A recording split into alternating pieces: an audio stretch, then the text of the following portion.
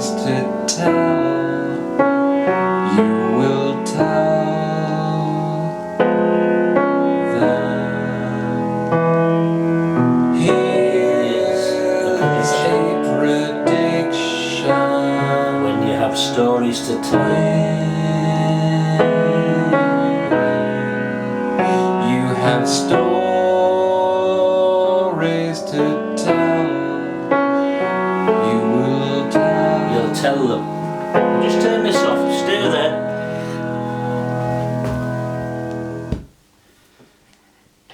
Yeah, can anybody guess who that is?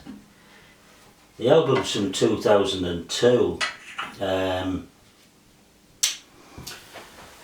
And it's what I'm going to talk about today. It's me find of the year so far this year. I think it's one of those rare albums where I just can't stop playing it. They are very, very.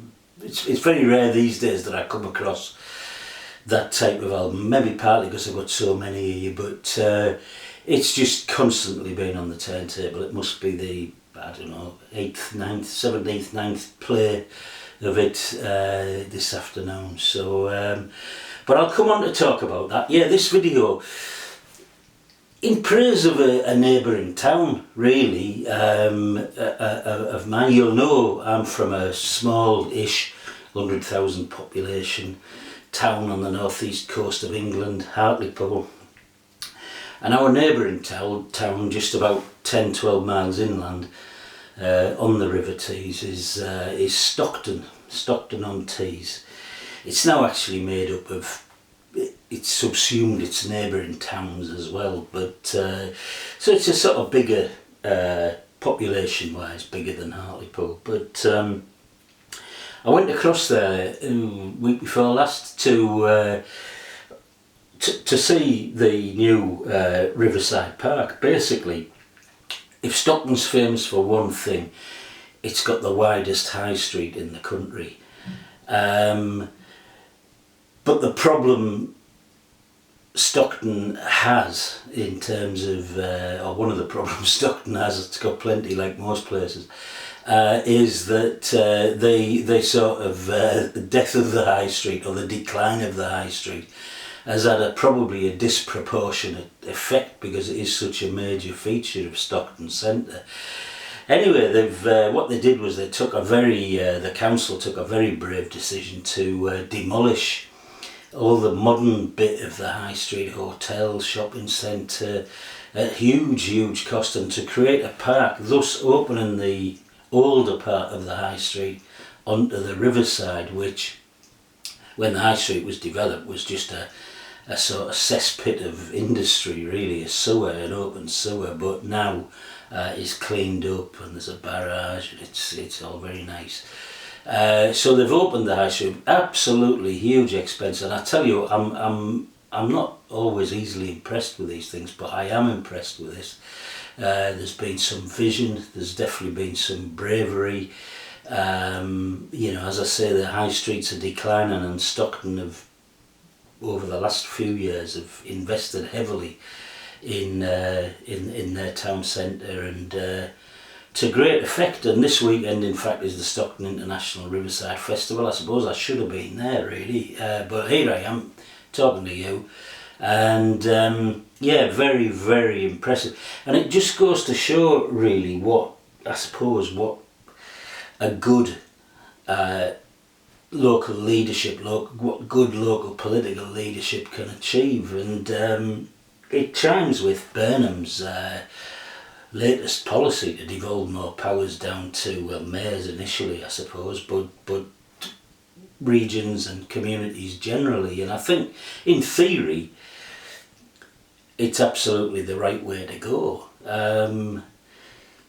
In practice, I mean, you know, not everyone will have the experience, vision, bravery, sensible approach that maybe Stockton has had. In my town, you know, we've had variable political leaderships over the years, including one spell where we had pretty much corrupt, morally, intellectually bankrupt, really. And you know, when we get such low turnouts, I mean, in the Manchester by-election, there was what, less than 25% was there for the Manchester mayor, and look at the, you know, the influence and power that that post holds. So anyway, praise to Stockton. They were in, along with Hartlepool, they put a bid together for Town of Culture, where you get a few million prize if you get appointed or anointed as England's Town of Culture. And unfortunately Hartlepool didn't make the shortlist. Stockton did, and I think they probably deserve it. We've got a little way to go here. I think we'll have to come back and start developing our cultural offer even further. We've got some good stuff, but Stockton deserves it. Hope you get the award. Well done to your council. I asked somebody in the know over there, is there anyone who particularly deserves the credit, and they reckon the council leader, Bob Cook, deserves a lot of credit for this vision and, as I say, bravery. But anyway, there we are. So when I was there, I always do a couple of things, a bit round the record shops and the independent bookshop. And Drake's independent bookshop, not many towns have an independent bookshop these days, but Stockton happily does. I picked up this one, Freezing Point. This is from 1969 by Anders Bodelsen, Danish. Read it in a couple of goes. It's only a couple of hundred pages, 250 pages. Really enjoyed it, actually. It's not a difficult read, but it's a sort of looking into the near future, and it's basically it's putting forward the proposition that through, in this case, cryogenics, death can be done away with, and there's an option. People can choose an option to live forever or be frozen until they can be cured. And it's the implications of taking up that, and it raises all sorts of philosophical questions about the purpose of scientific progress, the meaning of life, all of that sort of stuff. Really, good stuff. Very, very enjoyable. Anders Bodelsen, Freezing Point.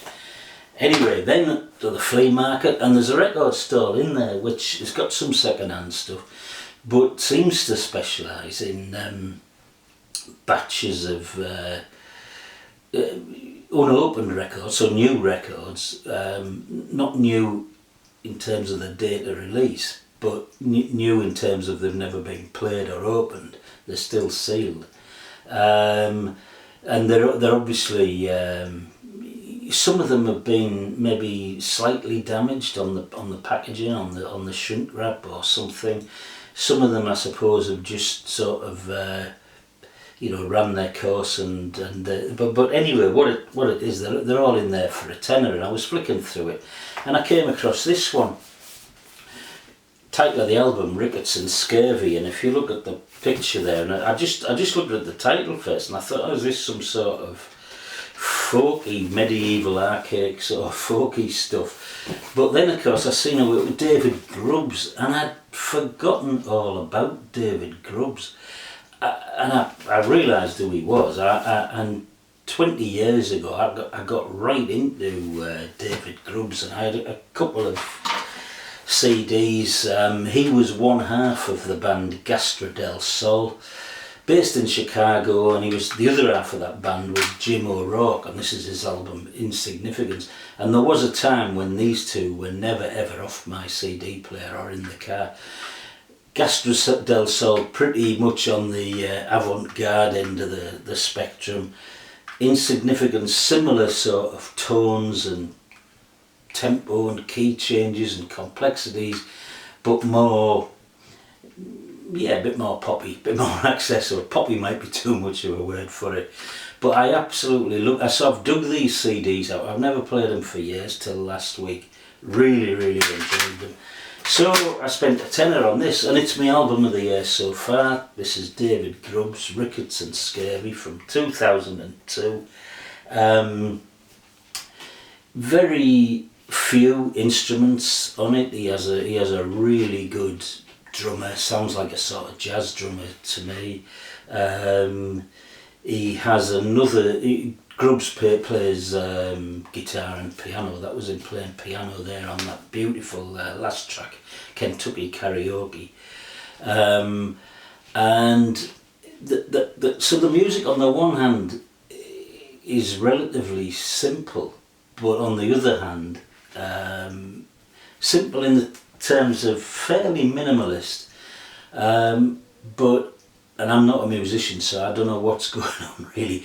But he's sort of, as I say, the sort of time changes, the tonality. Somebody somewhere described it as elliptical, and I suppose that might, it seems to, no matter how many times you play it, it seems to be going in areas you don't quite expect it to, and the lyrics are the same. The lyrics are again, very, very few lyrics. I mean, that last song there has 2 lines in it, repeated over and over again, but they don't have me think anyway. The lyrics are really, really cryptic, but I find them really thought-provoking, and I can just play this album again and again and again. So this is my album. It's my find of the year. It's not my album of the year. Obviously that would be an album that come out this year, so I'll leave that till the back end of the year. And I don't buy that many new ones, so but this is my find of the year. I'm now on a mission to find much more of David Grubbs' stuff. Grubbs was part of the I suppose the Chicago scene, you would say, and he and Jim O'Rourke, bands like Tortoise, like Cake, others, through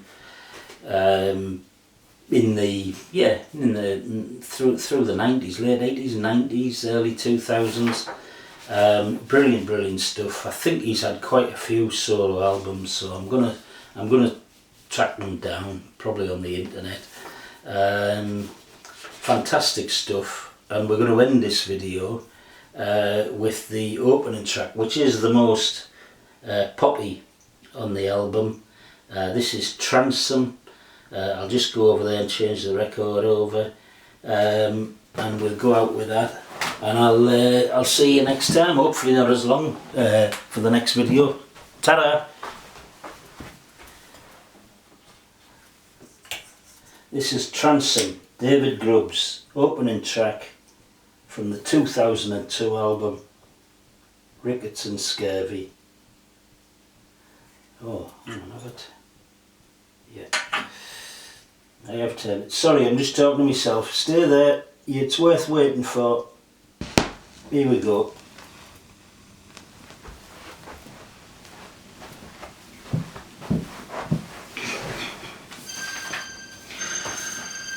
There's a little bit of electronic stuff at the beginning.